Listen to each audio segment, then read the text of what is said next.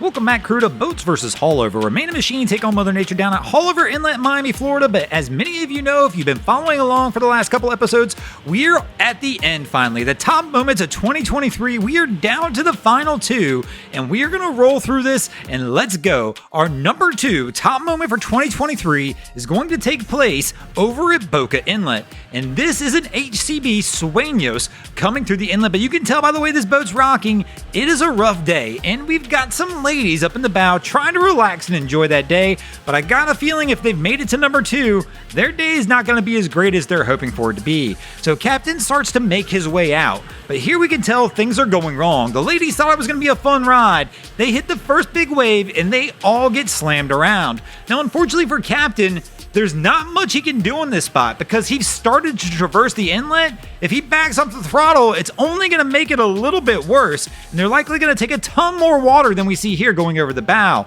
But with the water, the banging waves, it is not a good sign for the ladies. In fact, it's downright bad. All the ladies wind up on the deck in this scene. They thought they were going out to have a nice day, some drinks with the girls, and instead they all wind up soaked on the floor of this boat. In the end, it appears that everybody's okay. Everybody winds up getting up, but man, I gotta be honest, everybody goes down at some point, and that's what makes this the number 2 moment down at the inlets for 2023. And without further ado, here we go. The number 1 moment is actually going to Boca Inlet as well, and that's this crew coming out of Boca Inlet in this striper. Now, there is a backstory on this one because we had several minutes to talk with them, actually a little longer than that even, as they wind up getting up close and personal with our camera guy. But this crew apparently picked the boat up that day.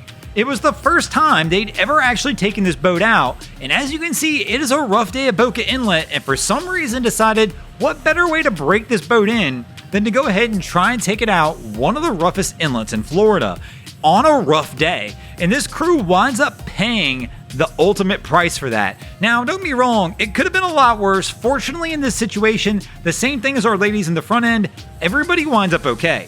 But man, it is a scary spot when we see this right here. They disappear, we see them come up on the next wave, and the next thing we know, this crew is on the rocks.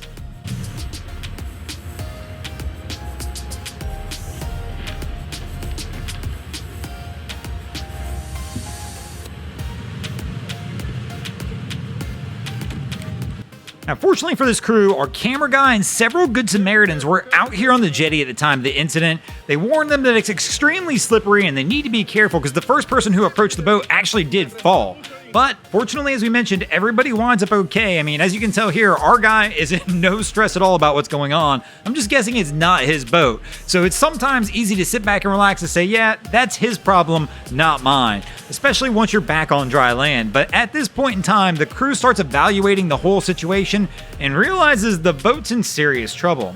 After a few minutes, the local lifeguards show up on the scene to assess the situation, and for the most part, they actually do wind up clearing the jetty out and helping these guys assist in getting anything, I don't want to call vital, but they get fuel and several other items off the boat once it kind of becomes determined that they're not sure when the boat's going to be salvaged, or as we can see as the waves continue to batter the boat, whether it's going to be salvageable. Now, eventually, Towboat and Sea Tow do show up, but as we mentioned, all of a sudden, this becomes a salvage situation, and the quotes to get the boat pulled off and salvaged were somewhere between the range of around $5,000 to $6,000, and I don't believe they even spent that much on the boat, and basically said, yeah, I don't know if we're gonna do that, and they left the boat to its demise, as we see right here, and this is the scene that makes this actually the number 1 scene at the inlets for this year. The strange part, we did show up the next morning, and for the most part, there was only minimal signs that the boat had ever been there. It was completely gone. We're not sure if it got salvaged or if it washed away. But thanks for watching, guys. We're glad you shared the journey with us and glad you watched us through all of 2023, and hope you enjoyed the top moments down at the inlets for this year. If you did, please check out our other content.